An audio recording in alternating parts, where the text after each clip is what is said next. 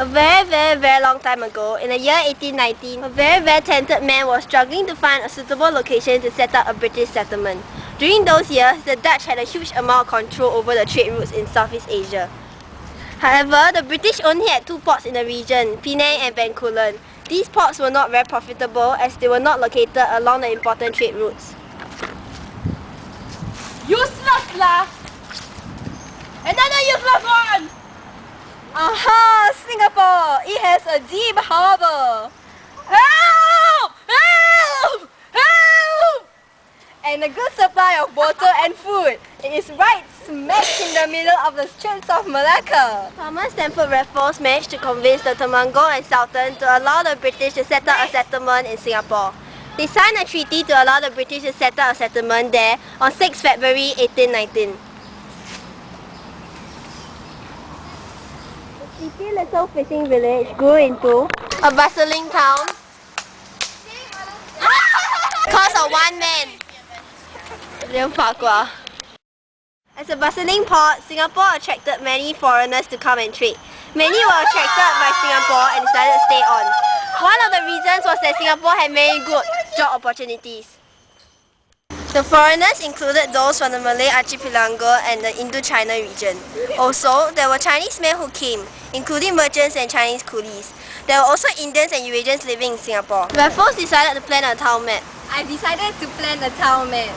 In this map, Singapore will be divided and the different races will have their own separate towns or reserved for them to live in. For example, the Malays in Kampong Glam, the Chinese at Chinatown, and the Indians at Upper Serangoon, which was located to Little India. There were also Eurasians at Raffles Place. The different races lived in their own towns peacefully for a long time. Till the war happened, that is. World War II was a war that involved many countries worldwide. It started after Germany attacked Poland in 1939. At this moment, Japan aimed to conquer most of Asia and the Pacific. Thus, within a short period of time, Japan conquered almost the whole of Southeast Asia. Malaya and Singapore were two important targets of the Japanese. Malaya was rich in raw materials, while Singapore was a busy port and strong fortress. The British defences in Malaya and Singapore proved no match for the Japanese invaders.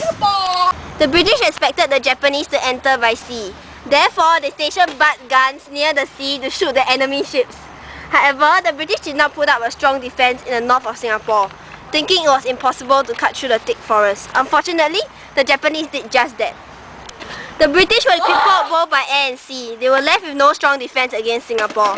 The warplanes were outdated and the naval base was destroyed. The Japanese misled the British by bombing Changi Airport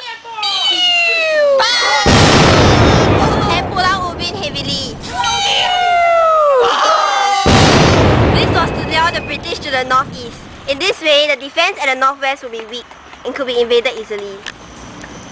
Oh no, do you think the Japanese will attack us? Don't worry, the British will protect us. Oh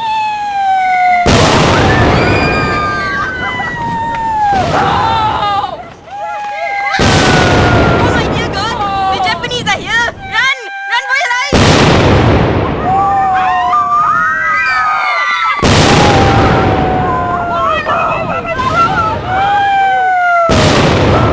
Between Japanese and British begins. The Japanese are here! We're going down!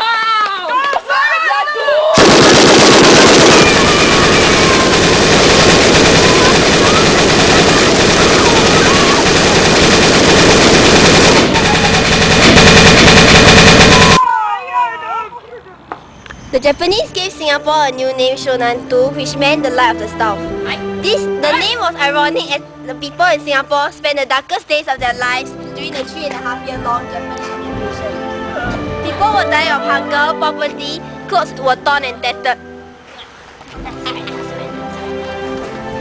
We surrender.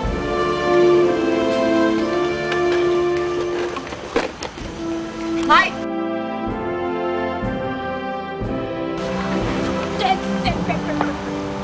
People in Singapore were often bullied by the Japanese guards. They were made to bow whenever they bypassed a Japanese soldier on guard duty. If they refused, they would be punished by the Japanese soldiers. They punished the Chinese most severely. This was because they actively helped China in its fight against Japan. The Chinese were shot if they were suspected to be an anti-Japanese by the Japanese soldiers. Japanese soldiers arrested some Malays on the street and sent them to Thailand to build the death railway. Malays were killed as they refused to fight against the British in India. They were hung by walls and shot alive. The Japanese punished the Eurasians too because they looked like the Europeans. Those who were thought to be helpers of the British were shot. Some of them were put into prison camps. This power was not permanent. Having won for 4 years, Japan, Germany and Italy finally had a taste of defeat.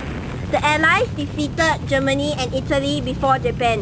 When Japan lost, it marked the end of World War II.